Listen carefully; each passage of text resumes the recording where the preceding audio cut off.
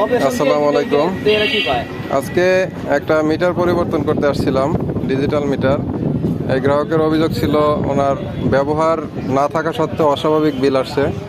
উনি সরাসরি অফিসে গিয়ে আবেদন করছে, আবেদন করার পর ওনার বিল আসার পরে বিল পে করতে হয়েছে। তো আমরা এই মিটারটা পরিবর্তন করে এই মিটারটা লাগাইছি। এই মিটারটা তৈরি হয়েছে 2016 সালে। এটা এখনও ভালো আছে আমাদের টেস্ট অনুযায়ী। আর এই মিটারটা তৈরি হয়েছে 2019 সালে। কিন্তু 2019 সালের মিটার আজকে 2024 সালের জুলাই মাসের 3 তারিখ, আজকে নষ্ট। আর পুরাতন মিটার এখনও ভালো আছে। তো এই সম্পর্কে গ্রাহকের কিছু বক্তব্য আমি নিতে চাই যে উনি কী ধরনের সমস্যার সম্মুখীন হয়েছে এটা। তো ভাই, আসলে এটা কি সমস্যা হয়েছিল একটু বলেন। আসসালামু আলাইকুম। বেসিক্যালি আমি এই মিটারের গত স্বাভাবিকভাবে যে বিল আসে 500-600 টাকা, আমার একটা ভাড়াটিয়ার মিটার এটা। তো হঠাৎ গত মাসে বিল আসছে 3070 টাকা।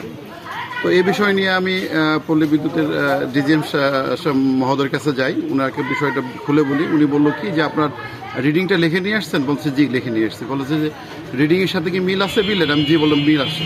তো বললো যে হঠাৎ করে যে রিডিংটা 70-75 ইউনিট আসে, সেখানে 375 থেকে 400 ইউনিট হয়ে গেছে। তো এটা কীভাবে সম্ভব? তো উনি ওনার লোড জিজ্ঞেস করলো। আমি বললাম যে উনি আমার ভাড়াটা একটা ফ্যান ব্যবহার করে, একটা ফ্রিজ ব্যবহার করে, 2টা লাইট ব্যবহার করে, এই তো উনি ব্যবহার করে। তো উনি বললো যে আমার যেহেতু কিছুই করার নাই, যেহেতু রিডিংয়ের মিল আছে, রিডিং যদি মিল না থাকতো তাহলে আপনার বিল আমি কম করে দিতাম। তো আপনি পর্যবেক্ষণ করেন একটা সপ্তাহ। আমি একটা সপ্তাহ পর্যবেক্ষণ করতে যাই দেই আমার ভাড়াটা ছুটিতে বাড়িতে গেছে, মিটার একা চলতেছে, বিল উঠতেছে দৈনিক 10-12-20 ইউনিট উঠে যাচ্ছে, অথচ বাসায় কোনো লোড নাই, বাসায় তালা মারা লোক নাই। তো সেক্ষেত্রে আমি আবার যে ডিজিএম সাহেবকে বলি, ভিডিও করে পাঠাই। উনি আমাকে বললেন যে আমরা তো মিটারে কোনো সমস্যা পাচ্ছি না। তো আমি বললাম যে দেখেন, মিটারের সমস্যা পান না পান, আমার মিটার চেঞ্জ করে দিতে হবে, নাহলে আমার এই ভাড়াটিয়ার বিল আমার সে তিনি দেয় নাই, আমি বাড়ির হিসেবে আমি পরিশোধ করা লাগছে। আর না হলে তো কালকে আপনি আমার মিটারটা কেটে দিবেন, তখন তো আমি বিদ্যুৎহীনভাবে থাকবো। পরবর্তীতে উনি আমার রিকোয়েস্টটা শুনেন এবং আমার কাছে একটা দরখাস্ত নেন।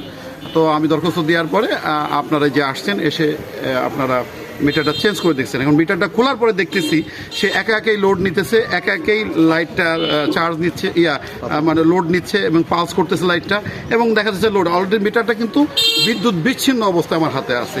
তো আমি পল্লী বিদ্যুৎকে অনুরোধ করব, এত নিম্নমানের, এত বাজে মানের যারা প্রকুপমেন্টে আছে, যারা এই মিটারগুলো পারচেস করে, আমি মনে করি এটা একটা সিন্ডিকেট করে। এই সিন্ডিকেটের কারণে, এই নিম্নমানের মিটার কারণে আমরা অতিরিক্ত বিল দিচ্ছি, যেটা আমরা আমাদের জনগণের পকেট কেটে নেওয়ার মতো একটা বিষয়। তো আমার এর আগেও সেম একটা সমস্যা হয়েছিল, আমি পরপর 3 মাস অতিরিক্ত বিল দিয়েছি। তারপরে পল্লী বিদ্যুতে ডিজিএম সাহেবকে বলার পরও উনি ওটাকে চেঞ্জ করে দিচ্ছেন।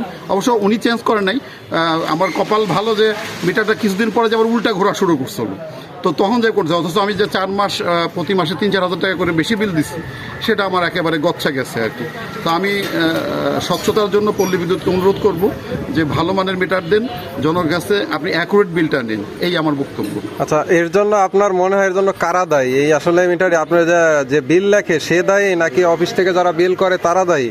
আপনার কাকে দায়ী মনে হয়? আমার কাছে মানে আমি যে সমস্যায় পড়ছি, তাতে আমার কাছে মনে হয়েছে যে যারা মিটার পার্সেসের সাথে জড়িত, নিম্নমানের মিটার পার্সেস করতেছে, অথবা নিম্নমানের মানে বেশি মূল্য দিয়ে, আমাদের দেশের যে কালচার অনুযায়ী যে 10 টাকার মাল 300 টাকাতে কিনতেছে, কিন্তু মালটা খুবই নিম্নমানের কিনতেছে। এই নিম্নমানের মিটার এর জন্য দেয়। যে ভদ্রলোক আমাদের এখানে বিল করেন, ওনার সাথে কথা বলেছি, উনিও আমাকে বিভিন্ন বিষয়ে পরামর্শ দিয়েছে। আমার কাছে মনে হয় নাই যে ওনার মধ্যে কোনো ঝামেলা আছে, বা পল্লী বিদ্যুতের কোনো কর্মচারীকে আমার সন্দেহ হয় নাই। আমার কাছে মনে হচ্ছে নিম্নমানের মিটারের জন্য যারা, আমার মনে হয় যারা মিটার পারচেস করে, এই পারচেজে কোনো গাফিলতি আছে। আচ্ছা, ধন্যবাদ আপনাকে। প্রতিনিয়ত এরকম হাজার হাজার গ্রাহক এরকম সমস্যার সম্মুখীন হচ্ছে। হয়তো সচেতন গ্রাহক যারা, তারা বিষয়গুলো নিয়ে ভাবে এবং রহস্যটা উদ্ঘাটন করার চেষ্টা করে। আর সাধারণ গ্রাহক যারা, তারা এই বিষয়গুলো জানে না, তারা শুধুমাত্র একচেটিয়াভাবে বিদ্যুৎ বিভাগের লোককে গালিগালাজ করে। তো আসলে এই সমস্যার সমাধান প্রয়োজন, এই বিষয়ে যথাযথ কর্তৃপক্ষ সুদৃষ্টি দিবে আশা করি। ধন্যবাদ সবাইকে।